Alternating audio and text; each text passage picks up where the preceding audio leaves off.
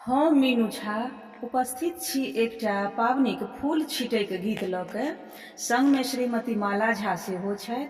आशा करै छी अहाँ सबके नीक लागत। सब पबनैतनीके हार्दिक शुभकामना, धन्यवाद। जय मिथिला, जय मैथिली। हमरा बाबा के अंगना जुटान भेलै ना, हे जुटान भेलै ना। मोर धिया के छियन पाबन मंगल गान भेलै ना, हे जुटान भेलै ना। हमरा धिया के छियन पाबन मंगल गान भेलै ना, हे जुटान भेलै ना।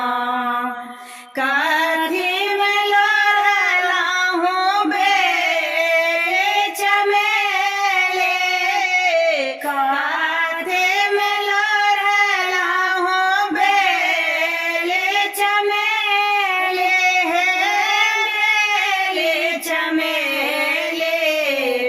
कथीमे लोढ़लहुँ अरहुल लाल, हे जुटान भेलै ना, हे मंगल गान भेलै ना।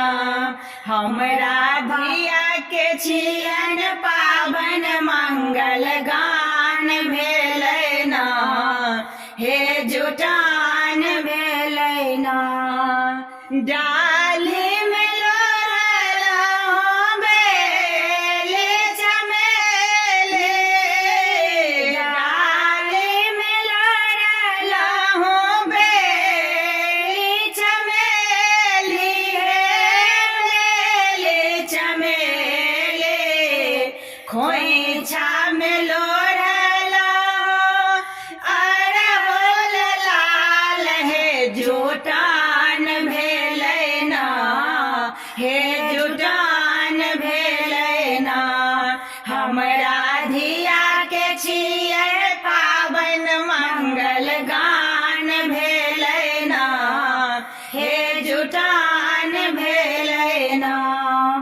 बिषहर चढ़े बन बेली चमेली, बिषहर चढ़े बन बेली चमेली, हे बेली चमेली।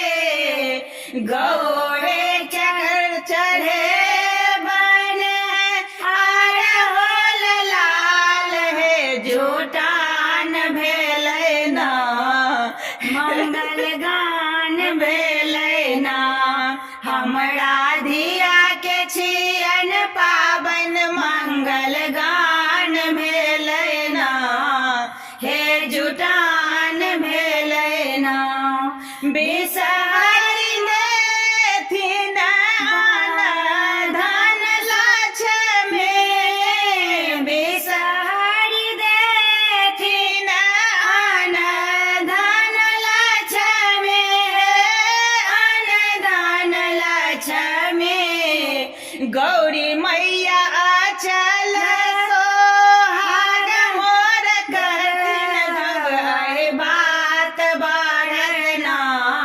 जोग है बात बढ़े ना।